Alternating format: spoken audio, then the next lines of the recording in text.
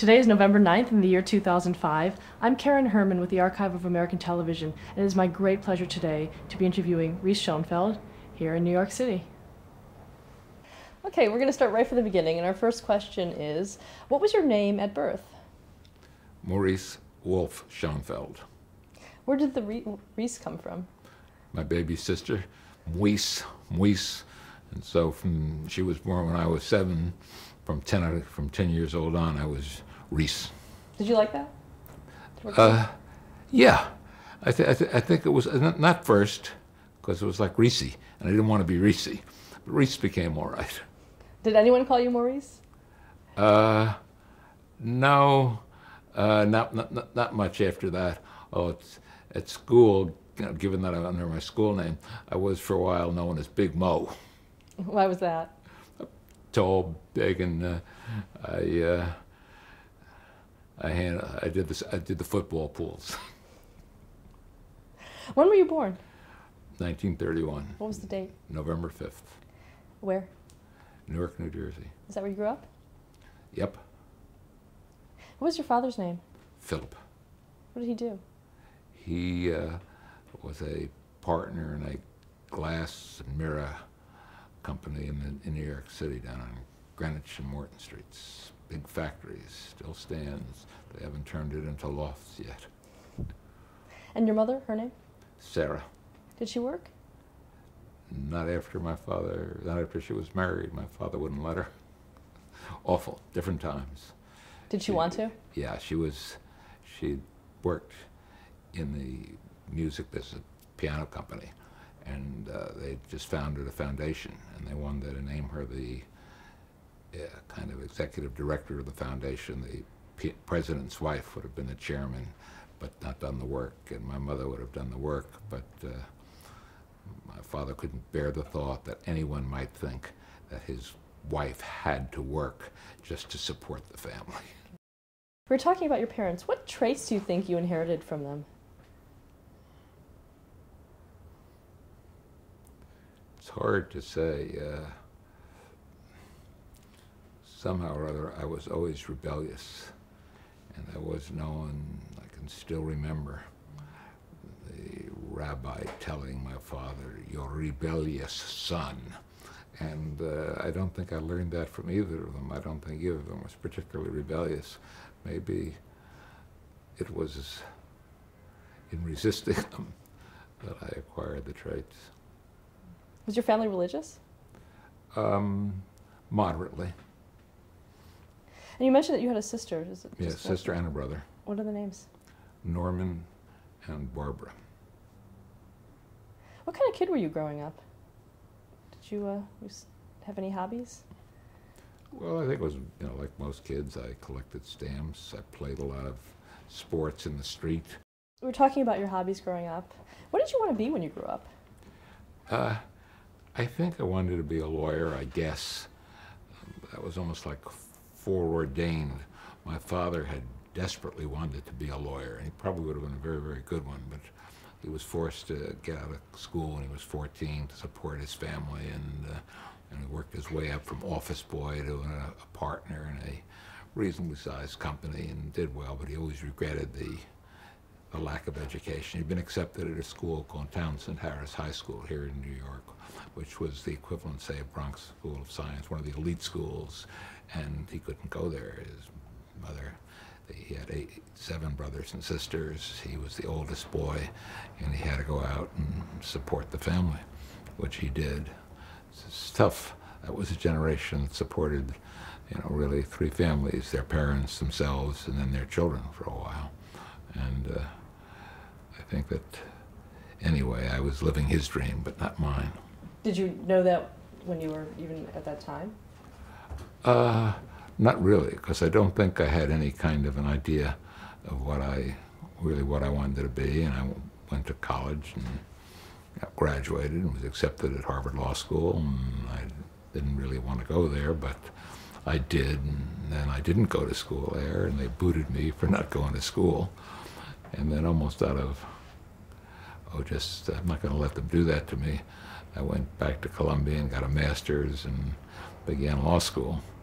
and had the very, very good luck to become a copy boy for the summer before I was going to law school at United Press Movietone News. And I loved it, and that was it for me. Okay. Let's go back a little bit. When did you first see television? I guess I saw television, when it, at its very, not very beginnings, but after the war. I can still remember seeing the Yankee-Dodgers World Series games, and I even used to watch it.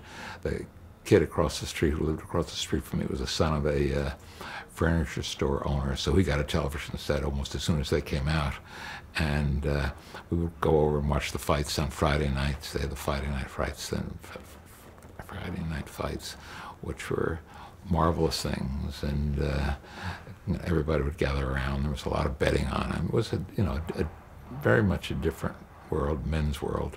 You watched the fights, and you watched the ball games, and at some point, I think the first other than the sports thing that made an impression on me was the old Milton Berle show, where all of a sudden everybody had to see, you had to see that.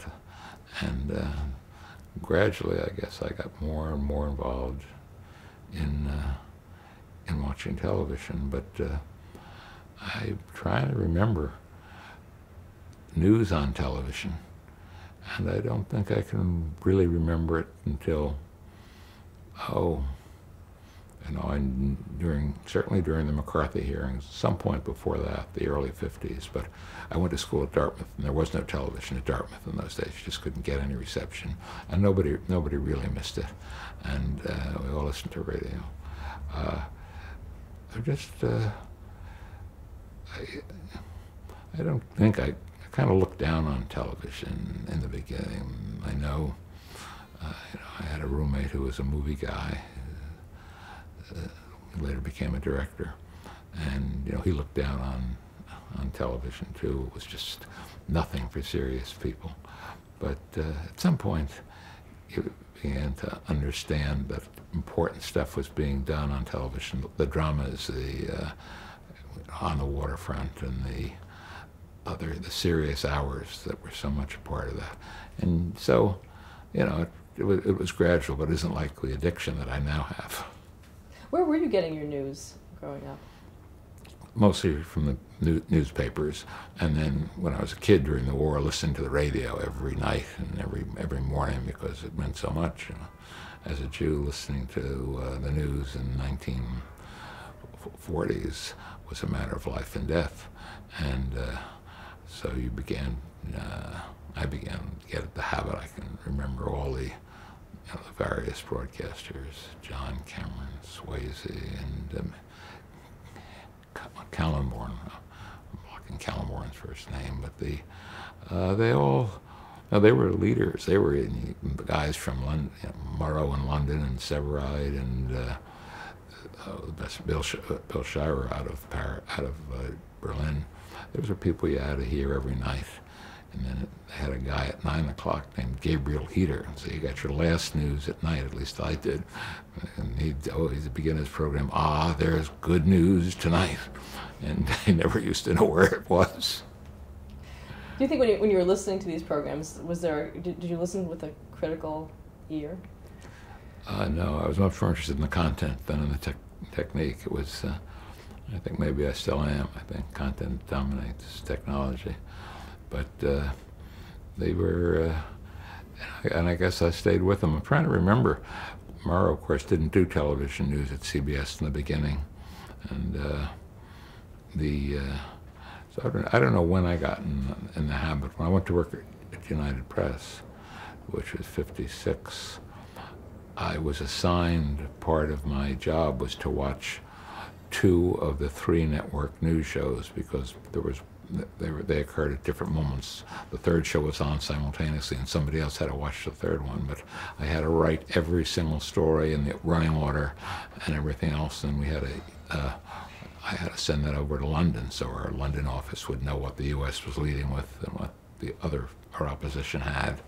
And it was the best training you could have, just sitting there every day. And watching the newscasts, and then I began to understand technique. I'm trying to think of who even the guys were. I guess it was Doug Edwards for CBS, and Swayze and John Charles Daly. Daly, I think, was ABC, and Swayze was NBC. The Camel Caravan, and it was all 15 minutes, black and white, but we were competing with them. I was in that business. We had to have as much film as they did. At that point, better stories. At that point, ABC didn't even have a news department. They had people who read the news and who wrote it, but they bought all their film. They bought it from a competitor of ours called Hearst Metrotome, which was a Hearst company that also had a newsreel. Now, what exactly was United Press Movietone News? Well, after the war, when obviously the television news was going to be a business, Movietone News, which was owned by Fox and did a newsreel, and UPI, which was in the news business, got together and said, we'll serve television stations. And so they would shoot, they were shooting 35 millimeter at the time, which was wonderful, and to learn and work with 35 was terrific. But there's 16 millimeter cameras even when I got there, and there became more and more of them. There were no such thing as portable cameras in those days, sound cameras. They all were, you had Filmos and IMOs, which were handheld cameras shooting 100-foot reels of film. And 100 feet is in 35 is about a minute and 10 seconds. So it was a whole different business in those days, and wonderfully different. Cameramen had to be real craftsmen, and there were no zoom lenses, so you had to rack over. You'd have 3 lenses on your camera, and you had to rack between medium shot, long shot, and close-up. And you had to know when to do that, because God forbid you racked over right in the middle of the most important thing the guy said, and you were suddenly doomed. The guys got fired for things like that if it was really that important. And the stories of those days, the things the guys did to each other to protect themselves and to make sure they didn't miss stuff, all the cameramen, and then they'd screen their stuff in a screening room where a half-dozen editors and a half-dozen writers would sit waiting to be assigned to cut this story and write it or that story. And the 2 editors were very, very tough, funny guys, and the poor cameraman who made a mistake was everybody was roaring at before his film got off. And some of them would just rush out of the room after they saw something. But it was, it was a world where film was first. One of the most important things was that they cut the film, and then we as writers had to write to match their cut. So the visual story became all important. Now, unfortunately, most of the visuals on television news are wallpaper. You just write the story first, then you get some vaguely connected shot and use it as wallpaper behind it. And you don't allow the visual to tell the story. Very rarely is the visual allowed to tell the story. When do you think that shifted? Well, the part of it was, it probably always was that way at CBS and NBC and ABC, because they were writer-dominated. Since Movietone and Hearst Metrotome were newsreel-dominated, newsreel companies, they were picture-dominated. The visuals, all that mattered to them, and the great pictures. And I worked with the guy who shot the Hindenburg fire. He had it was this great exclusive piece of film that only Movietone had shot, and he was like worshipped, and it wasn't his regular turn to do it, but the other guy had taken a day off, so we went down to cover the docking of the Hindenburg, and he got this great piece of film, and people were valued by the stories they'd gotten and the pictures they'd gotten.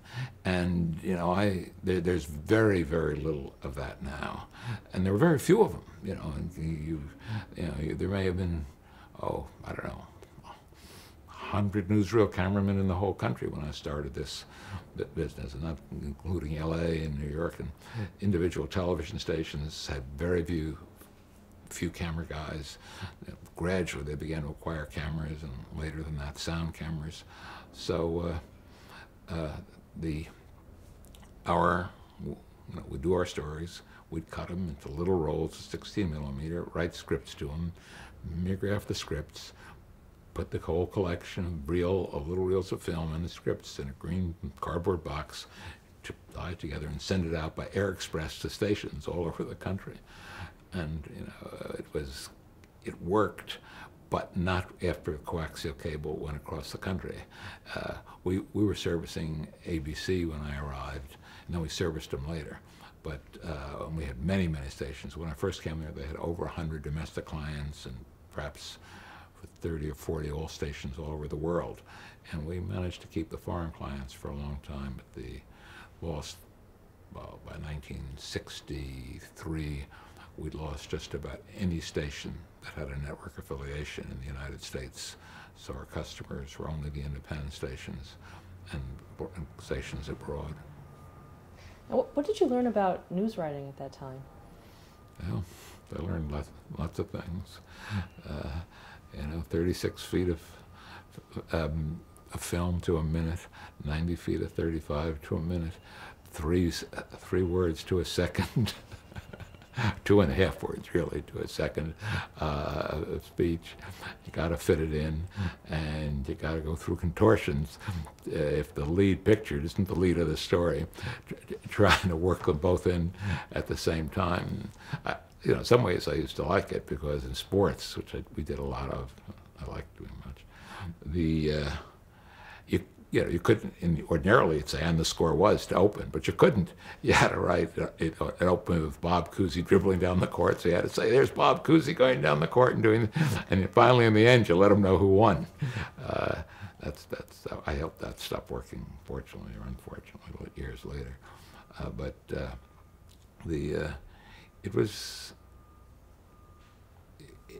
There was much more craftsmanship to what we were doing then than there is now.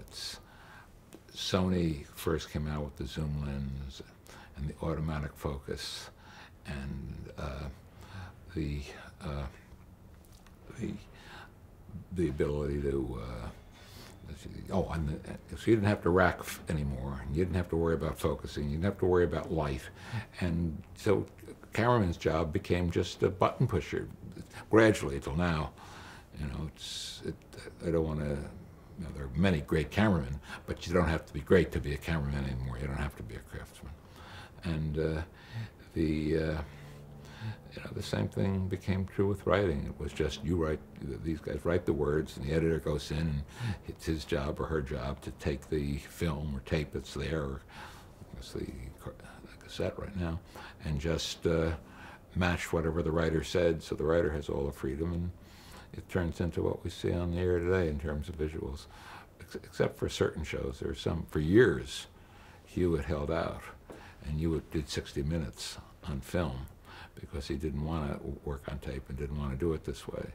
But even he, in the end, had to surrender. My wife, Pat, was the last film editor who worked at CBS other than on 60 Minutes, because they valued her skills. And that was 79 when she left. And so film was entirely out of the network, except for 60 Minutes by 1979. It was all tape. How long were you at Movietone? Well, I was there from 56 to 73, but Movietone stopped being in business in 63. From 56 to 63, it was one company. It split in 63. I stayed with United Press, and so we then became UPITN, United Press Independent Television News. Our partner was ITN in London, the Independent Television News Company, and we worked closely with them for 10 years more through 73. And then I guess even until 74 that I worked with them. But in 73 we had competition. The Coors family came in, and they funded a private company that was called TV News, TVN. It was their goal, and Joe Coors said this to me, that they were going to be like the tugboat that gradually pushes the Queen Mary a little more to the right and a little more to the right. They felt the news was very left slanting, and United Press was a struggling company. United Press Independent Television News was really struggling. It wasn't making any money. It was gasping for air even before they came in. And if there wasn't room for one company in the business, there certainly wasn't room for two.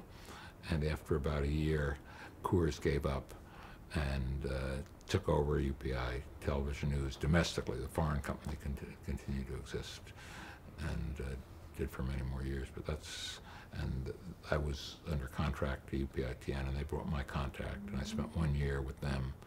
And then in '74, they were losing so much money, and they realized that they tried to deliver by coaxial cable, and the costs were so great that if they hadn't covered a story and just tried to pay for the coax cable, they would have been in the black. They would have been in the red.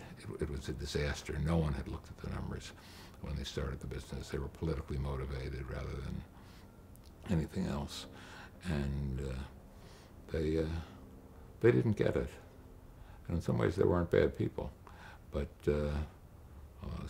one guy. I mean, at one point after I left, I found my phone was being tapped, and I always thought it was the Coors guys who had it done. I more or less know that, but they were acutely paranoid. It was an interesting collection of people. Dennis Swanson was there, and Roger Ailes was there, and I'm trying to think of anybody else who went on to success. I think Jeffrey Lyons was there. A lot of, it was very interesting. It was one of my more interesting years. Not enjoyable, but interesting. So back in 73, 74, there was still that the impression that the press was leading to the left? Oh, back for 1954, when Morrow was, if you've seen the movie, that was the impression. Especially television was the enemy, and in some senses, particularly in terms of integration, we were seen as left-leaning liberal, and it was just for showing the pictures. I mean, you can't have cops tear gassing peaceful marchers and letting dogs loose on them and beating up people, and those are the pictures you got to show them. Although it's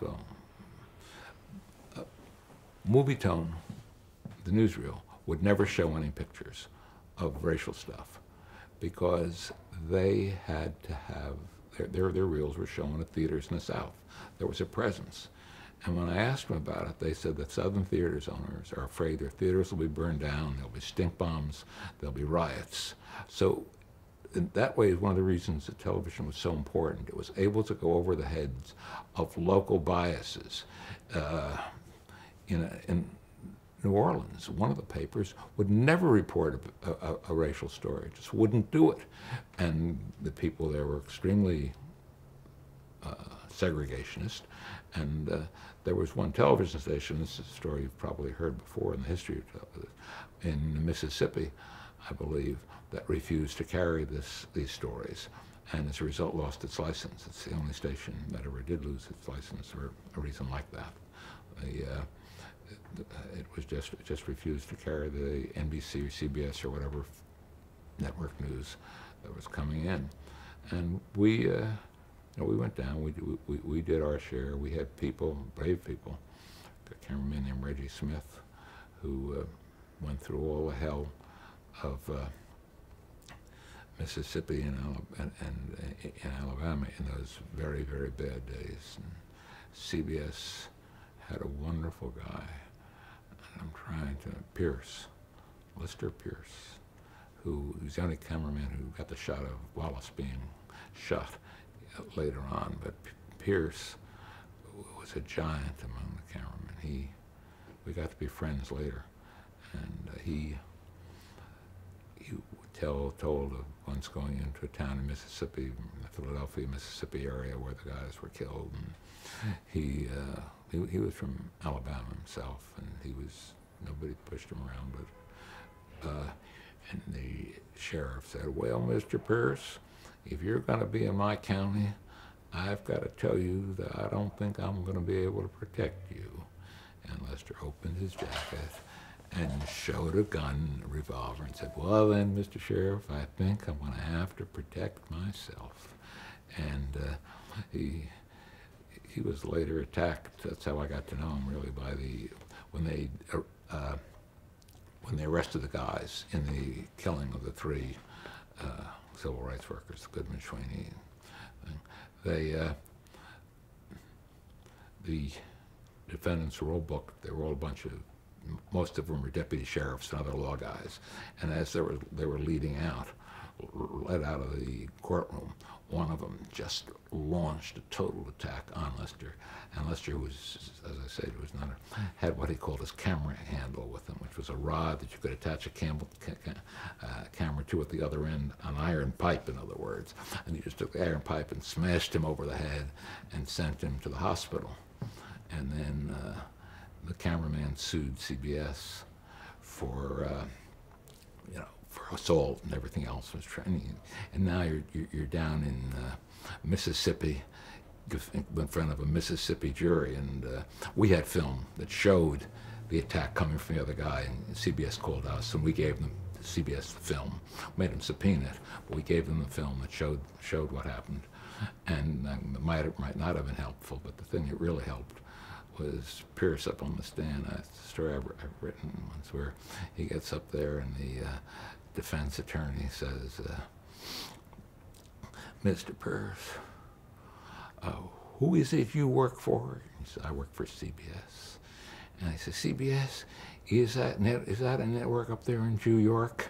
And he looks at me, he says, "They're based in New York." He says, how do you like working for those New Yorkers?"